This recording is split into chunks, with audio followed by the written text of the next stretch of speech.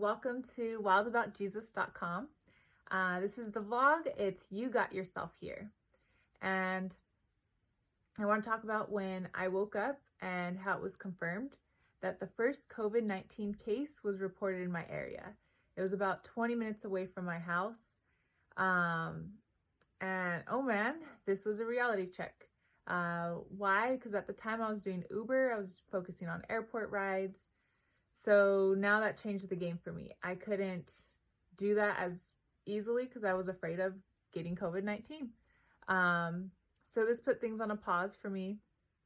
Sit at home.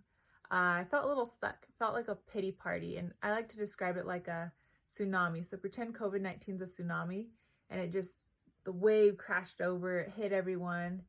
And then sort of like the aftermath, I felt like I was just there floating on top above with all the debris, and I felt helpless. I felt a little discouraged because I saw myself as a person that would be prepared. I saw myself that would be in a better financial situation, that would have a savings, that would have that reliable income, or if that's with a career, and be able to help people and be in that position. But instead, I sort of felt like I was like floating, like a victim. But I see myself just strapped up with that scuba gear, ready to dive in and help people out. So I like the quote from Nelson Mandela, and it's that I never lose. I either win or I learn. So this was a reality check for me, and it was time for me to learn. So what I took away from this was I couldn't have a pity party. I couldn't focus on poor Ashley, because you look at all the obstacles. Now I don't have a job. How am I supposed to save when I don't have a job? On top of that, you have coronavirus lurking out there, waiting to get you.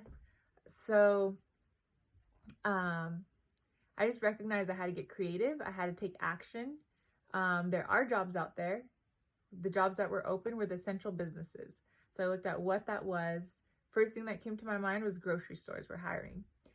So here I am, I dress up, professional gear, bring my resume, show up, and it's a little defeating because I'm going and applying for an hourly job at a grocery store, but I just knew I had to take action. I had to do something. Well, when I was there, I was waiting about 30 minutes for an interview.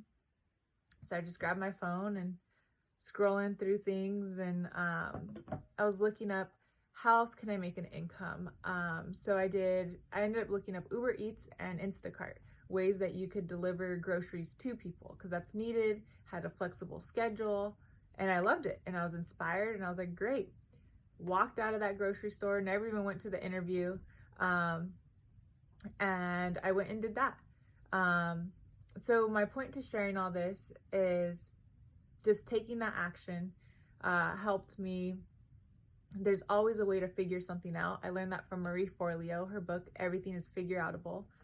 And the more that you don't always have to have the answers, but if you take action and push towards what interests you, it will lead you to where you need to go. And it's okay to trust yourself.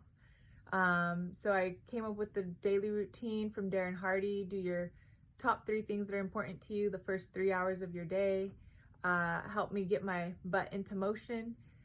Started reading the Bible, working out, getting my life insurance license.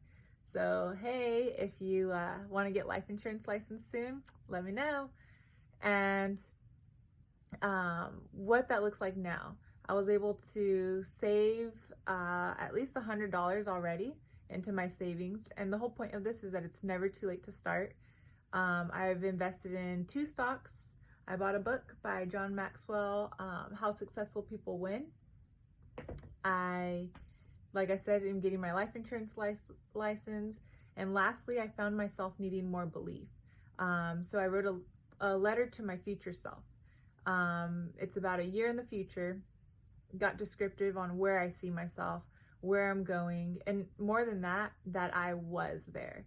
That in a year, I've achieved what I wanted, and that just helps so much with your belief. So I want to end with this quote from Mark 9:23 through 24. "What do you mean, if I can?" Jesus asked. "Anything is possible if a person believes." The father instantly cried out, "I do believe, but help me overcome my unbelief." And how many times are we like that? We have that unbelief, but Jesus just tells us anything is possible if a person believes. Have a good one.